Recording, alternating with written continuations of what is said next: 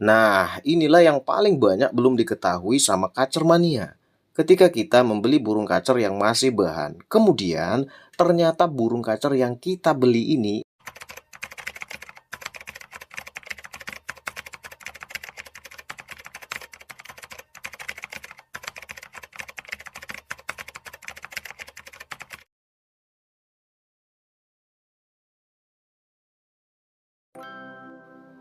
Assalamualaikum warahmatullahi wabarakatuh.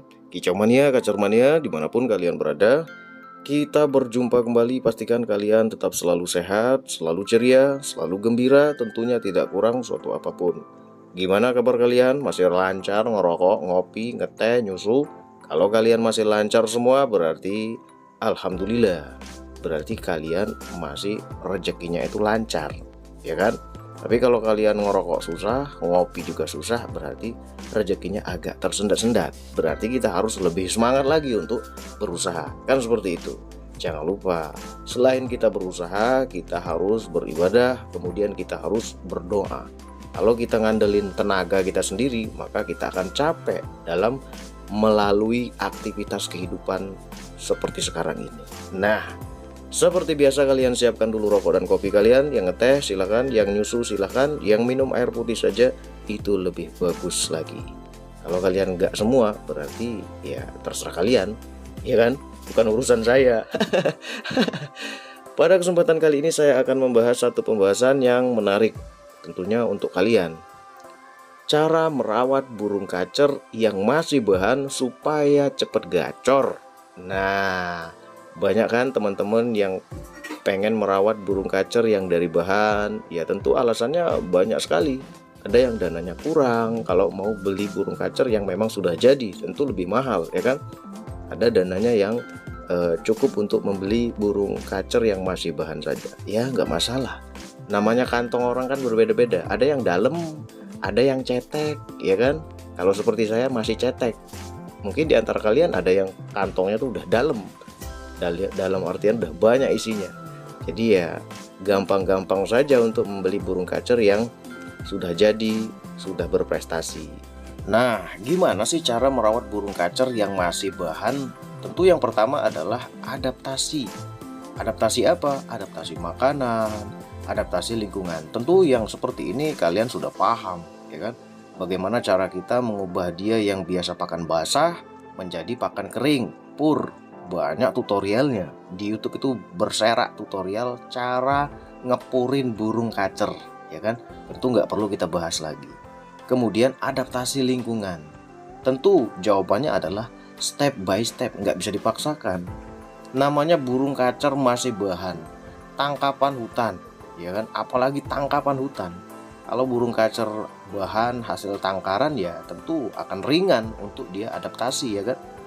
Kalau kita belinya dari kacer bahan hutan, maka adaptasinya tentu akan memakan waktu yang cukup lama. Tergantung tingkat fighter si burung kacer itu sendiri.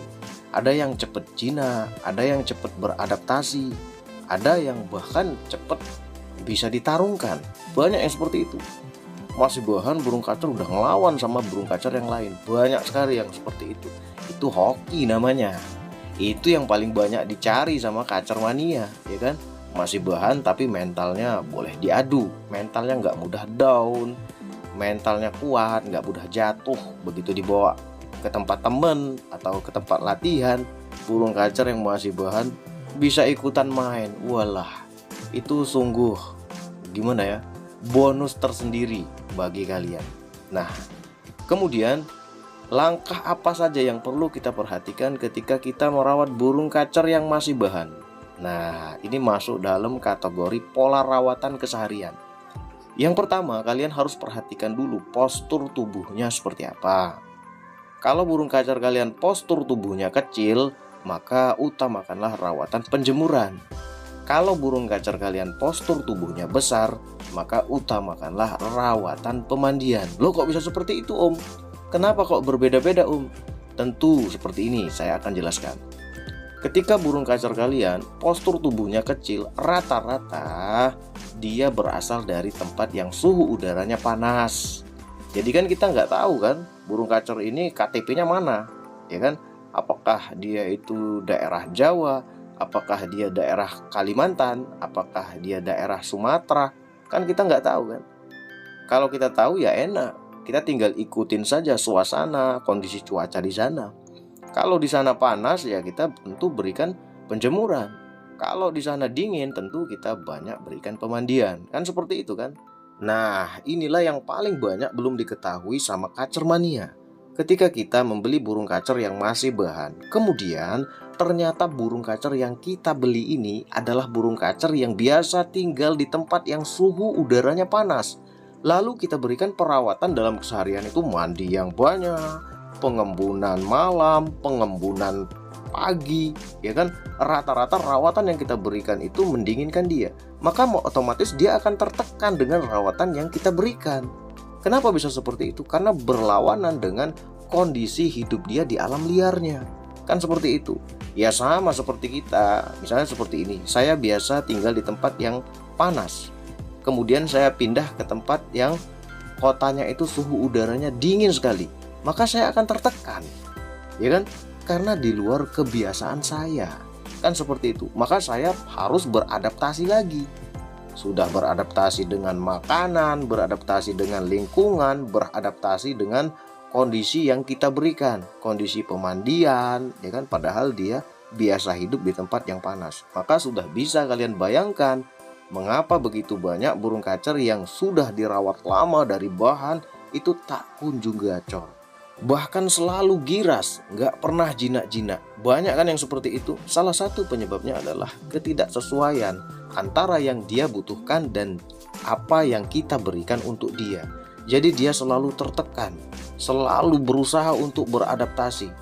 Berakhir dengan yang namanya stres. Itulah mengapa begitu banyak burung kacer yang sudah dirawat lama dari bahan, nggak pernah gacor, nggak pernah jinak, ya kan? Banyak sekali rentetan permasalahan. Penyebabnya apa? Ya tidak sesuai tadi. Tidak sesuai dengan cuaca, tidak sesuai dengan perlakuan kita. Itulah mengapa banyak permasalahan setelah burung kacer ini dirawat lama, ya obesitas, ya kan? Ya overbirahi, ya hilang fighter, hilang semangat tarung. Jadi burung kacer ini kayaknya nggak pernah ada bagus-bagusnya di mata kita. Padahal perawatan yang kita berikan itu salah. Jadi yang salah siapa? Burungnya atau kitanya? Kemudian karena kita udah bosan ngerawat burung kacer ini nggak gacor-gacor, nggak jinak-jinak, akhirnya kita bosan kan? Lama sekali nih burung kacer ini jadi jinak, jadi gacor. Akhirnya kita mengambil keputusan untuk menjual dengan harga yang sangat murah.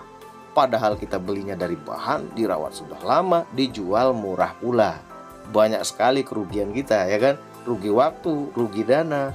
Kemudian kita jual ke tangan orang lain yang paham akan kondisi burung kacer kita. Dia sekali lihat saja, oh burung kacer ini postur tubuh kecil. Kemudian diberikan rawatan penjemuran rutin, minim pemandian, disertai dengan ekstra puding yang rendah. Ternyata burung kacer ini berubah. Yang tadinya di tangan kita masih tetap giras, nggak gacor-gacor. Ketika pindah ke tangan dia, burung kacer ini berubah jadi bagus. Dia bisa gacor, bisa narung, ya kan? Bisa ngobrol, bisa buka-buka ekor, on sendiri, konslet sendiri. Yang senang siapa? Ya dianya, ya kan? Udah beli murah, tinggal ngelanjutin perawatan atau mengubah perawatan yang salah saja. Nah, itulah yang disebut dengan ilmu, pemahaman. Kalau kita sudah pegang ilmunya, tentu kita akan mudah dalam memberikan perawatan untuk burung kacer kita. Kemudian untuk pola makan burung kacer yang masih bahan, maka berikanlah ekstra puding seminim-minim mungkin. Jangan main jor-joran. Burung kacer bawaannya pengen mau keluar terus, kemudian kita ngasih makan jor-joran. Maka ya tambah giraslah burung kacer ini. Dia nggak akan kenal dengan kita, ya kan? Tetapi kalau kita berikan ekstra puding yang minim, akhirnya dia akan selalu berharap dengan kita. Karena dari tangan kita lah ekstra puding itu akan keluar. Maka lama-kelamaan dia akan berubah menjadi jinak. Nah, itu yang perlu kita pahami. Kalau nggak kita pahami, maka ya kita akan nggak pernah bisa mengeluarkan burung kacer yang kita rawat dari bahan. Bisa jadi bagus itu nggak akan pernah bisa. Karena kita nggak mau belajar untuk memahami.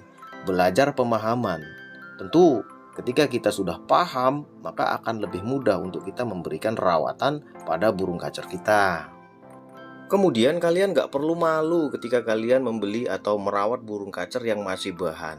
Ya kan, ada kan orang itu kan malu kan, malu saya beli burung kacer yang masih bahan. Tapi ya kalau dananya minim, apa salahnya? Kalau kalian bisa membuat burung kacer bahan yang tadinya giras berubah jadi jinak, kemudian bisa gacor, bisa berprestasi, maka tentu itu adalah suatu kebanggaan. Apalagi kalau saya akan berikan 4 jempol untuk kalian kalau kalian berani mengambil keputusan beli burung kacer bahan. Karena itu sangat, gimana ya, nggak semua orang berani untuk membeli burung kacer masih bahan. Karena resikonya sangat tinggi, resiko kematian, resiko sakitnya, waktunya, kemudian kesabaran sang perawat itu sangat dituntut sekali. Karena burung dari hutan biasa hidup di tempat yang liar, ya kan? Biasa hidup bebas, kemudian kita rawat dengan harapan berubah menjadi jinak, berubah menjadi burung yang menyenangkan hati kita. Itu suatu kebanggaan tersendiri kalau kalian bisa mengubah itu. Tetapi kalau kalian beli burung kacer yang dari trotolan, ya tentu akan mudah seperti yang sudah saya katakan tadi. Tinggal mengatur pola makan. Jangan sampai burung kacer kita yang kita beli dari trotolan, tangkaran, itu mengalami yang namanya obesitas. Karena kalau dia sudah mengalami obesitas, itu nggak jauh-jauh dari yang namanya hilang fighter. Semangat tarungnya tuh hilang. Banyak kan burung kacer yang dirawat dari trotolan, hasil tangkaran, setelah dia dewasa, kerjaannya cuma ngeriwik saja. Hari-hari seperti itu saja. Ketika ditemukan dengan burung kacer lain, bawaannya pengen bagong. Seperti burung kacer yang nggak punya respon, seperti burung kacer yang nggak punya mental, nggak punya semangat tempur sama sekali. Banyak yang seperti itu. Berakhir dengan jual. Bikin postingan di Facebook, dijual kacer jinak total, makan por lahap, bodi besar, banyak sekali yang seperti itu. Padahal kalau kita tahu cara merawatnya, tentu tidak akan seperti itu. Tentu burung kacer yang biasa-biasa saja bisa jadi berkualitas di tangan kita. Nah, itu yang saya harapkan ketika saya memberikan pemahaman untuk kalian semua. Jadi yang belum subscribe silahkan subscribe, karena ketika kalian subscribe berarti kalian bergabung di channel YouTube ini. Berarti kalian mendukung channel YouTube ini. Harapan saya, apa yang saya sampaikan bisa bermanfaat untuk kalian semua. Bisa membuat kalian lebih mudah dalam merawat burung kacer. Dan burung kacer ini bukan burung kacer atau bukan burung yang disebut burung misteri lagi. Wah, seru kan? Oke, silahkan kalian pahami, silahkan kalian cerna, silahkan kalian terapkan. Wassalamualaikum warahmatullahi wabarakatuh.